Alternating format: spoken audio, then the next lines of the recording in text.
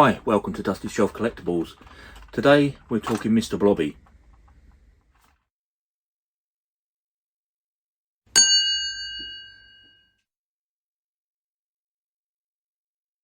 Yeah, hi. So Mr. Blobby, quite a strange video, I guess, to make from somebody who's into railways and things. But as I've said before, my passion is theme parks and that kind of thing. And Mr. Blobby, this character, did have 2 or 3 theme parks. So instantly, anything to do with theme parks, I instantly bring into the collection.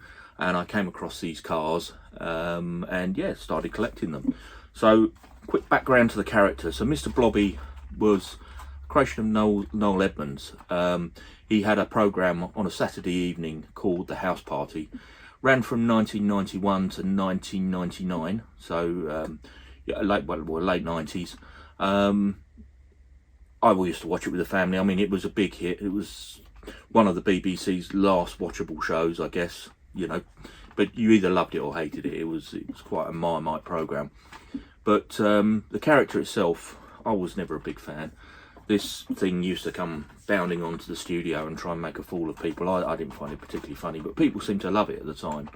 And it really took off as a craze. And as time went on, it became more and more popular. And as I say, they developed a theme park. So the park was in Cricket St Thomas, which was a wildlife park opened in the 1960s.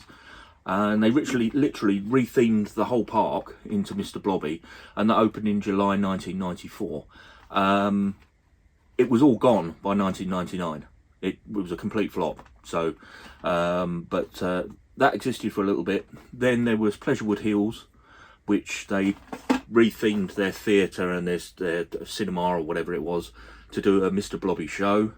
And then finally there was Dodballs, which is a bit of a strange one. I went to Dodballs as a kid several times. It was down in Cornwall.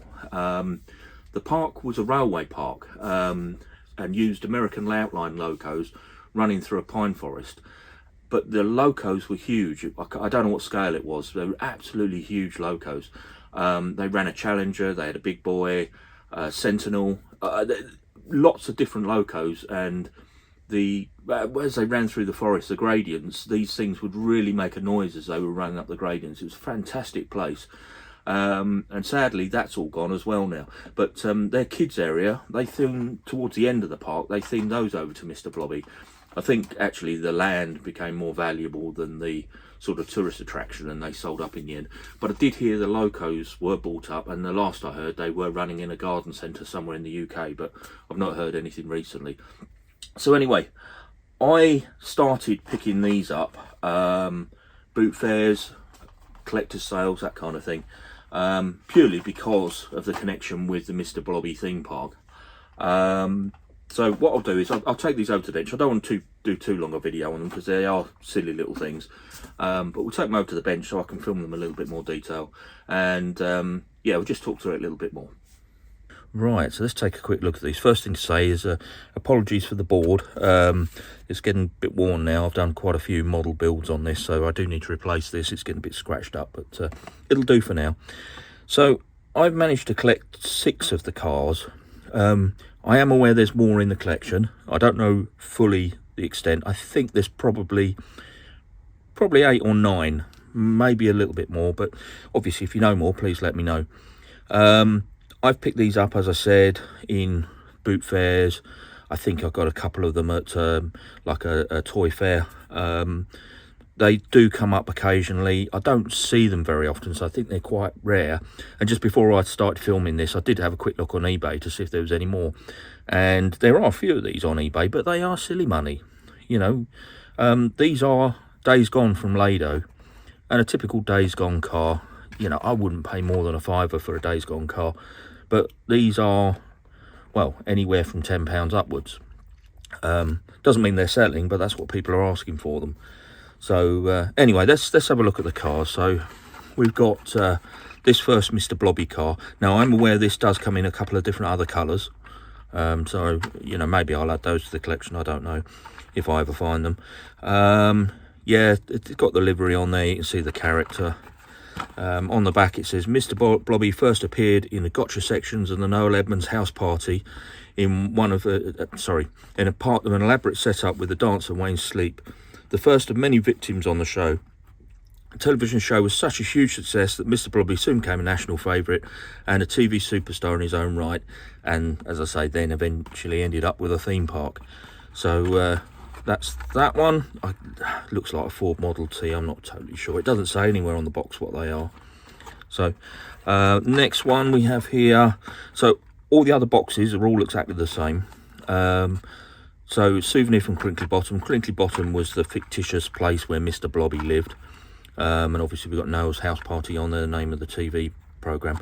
Interestingly, there is on the side here, what's on TV, Crinkly Bottom collection. So I do wonder if these were originally sort of a subscription or, you know, a magazine thing that you sent away for. I'm not totally sure, but again, if anybody knows any background to them, please let me know. On the back, just a sort of thatched house, and that's the same on all of these. So, as I say, the boxes are all exactly the same on these. So I'll run through them quite quickly. We've got the inside broadcast unit. Don't know what the significance of inside is rather than outside, but inside broadcast unit. We have Crinkly Bottom Bank. We have the Crinkly Bottom News Agent. We have the Gunge Tanker. And again, Crinkly Bottom on the front there. No idea. And then this one, which is the gotcha, which is the pretense of Mr. Blobby when he jumped out and surprised the celebrity. It was a gotcha, you know, and they presented him with some sort of trophy. So there you have it. I've managed to get together 6 of the collection. I know there's more out there. I'm quite intrigued. It's a silly little thing, as I say, but it's a very loose connection to theme parks, and hence my interest in it. And yeah, thanks for watching. Catch you next time.